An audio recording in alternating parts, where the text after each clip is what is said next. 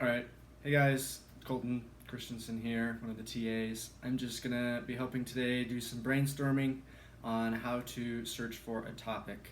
There's a lot of information on Canvas already about where to look and sort of the steps, so I'm hopefully just going to be able to help you think through some ideas and some of the considerations that you need to make when looking for a topic.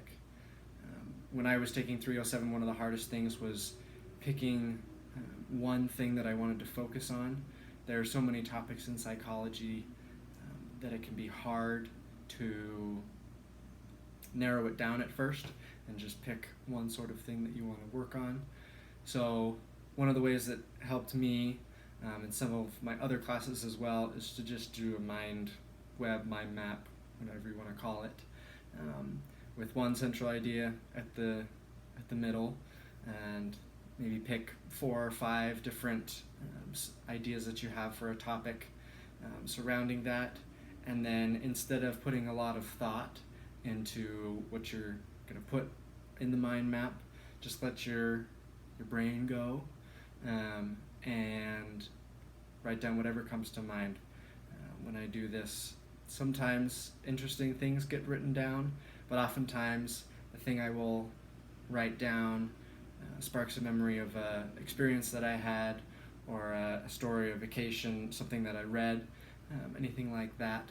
And that's what you wanna use, because that fluid consciousness, stream of consciousness, helps get a little deeper and is a little bit more creative. I'm not a very creative person. I like things cut and dry. So doing things like that with the stream of consciousness mind web really helped me to get a lot of ideas. So you can pause the video, do that, and then come back, and we'll sort of work from there. But continuing on, once you have that mind map with all those ideas spread out, one of the things to think about when you're picking a topic is your sort of personal investment. The stereotype with research is that it's boring and dry, and you just kind of sit at a computer all day, or fill out questionnaires, or take questionnaires and put the information into the database so that you can code it and figure out what the correlations are. It can be that way. Sometimes research is that way, and it's a drag. But one way to sort of balance that out is to pick something that you have a personal interest in, that you're curious about, that you've had an experience with, and that can really help drive what you're looking for. So out of those topics, maybe pick 2 or 3. You want to still have options at this point. You don't want to narrow your choices down too much. But in my case, at the time that I was writing this paper, I was having a really hard time sleeping. And so I was really curious about sleep and how that affects our academic performance.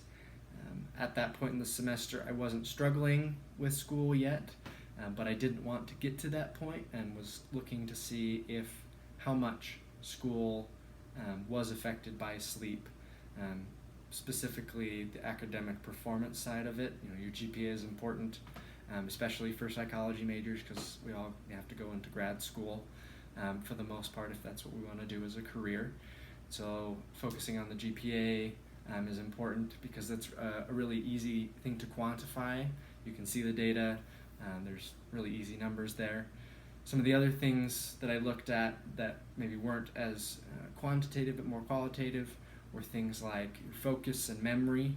And there are tests and tasks that psychologists have come up with that help test those, which can be really helpful in measuring memory and giving something that's sort of this construct that's hard to measure, giving it a number and putting it on a distribution so that you know where people are at. So once you pick a topic, for me it was sleep, you can pick sort of subcategories or domains within that you want to look at. So I wanted to look at academic performance. That was the big sort of modifier for sleep. I want to know how sleep was affected by academic performance. And then within academic performance, I was going to look at GPA and memory and like focus and how people paid attention. And by doing that, by figuring out those smaller subsections, it not only made writing the paper easier, because instead of having to write 5 or 6 pages on this one topic, I could break it down more easily and talk about GPA for a page and memory for a page, and it just made things a little bit easier to break down. So having those subcategories really makes it easier to write, and those can be things from your mind map that you've written down, or they can be something else. So once you've done the mind map and you've picked a couple different topics that you might be interested in, then you have to look at the research. And because this is a literature review and you're not going to go out and do a study yourself, you're just looking at other people's information and the statistics and data that they've gathered. One thing in that consideration that you need to be careful of is some topics are so broad that there's no way that you can write an effective literature review, because you can't grasp the scope of the topic. So if you just want to look at academic performance in college students and how it's kind of a broad topic. So for me, you narrow it down a little bit by saying, I want to know how sleep affects academic performance. And then further, college students is a specific population that you want to look at. You can look at high school students, you can look at kids, you can look at regular adults or seniors.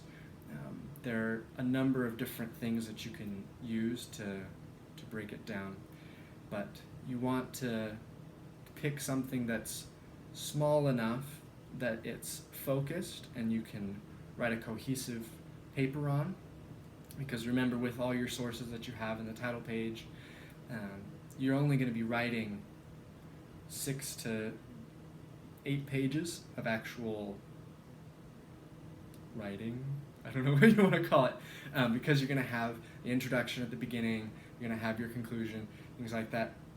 You don't have a ton of space. It seems like it now. I know it did to me when I was writing my paper, but it'll go by pretty quickly, especially with how many sources you're bringing in. So you want to pick something that's relatively narrow to avoid just the mass overload of information. If you were writing a 30-page paper, you could do a little bit more, but I don't think any of us really want to write a 30-page paper. Thankfully, this one isn't that long, so we'll just stick with a few, sort of a narrower topic area. The other side of that is sometimes a lot of research hasn't been done on specific topics, and so if you choose something too specific or too new or sort of on the periphery of where the focus of modern psychology is, you may struggle to find enough research to pull in and to write your literature review. So finding a balance between something too broad and something too narrow really allows you to pull in from other studies. And one sort of caveat to that is you can pull information from other studies that may not be directly related to your topic, because it has relevant information on maybe one of your subcategories.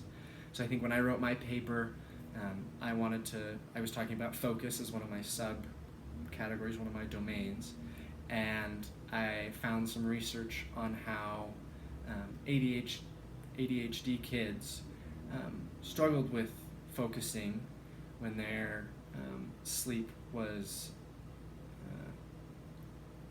below par, I guess you could say, and some of the things that these researchers did to help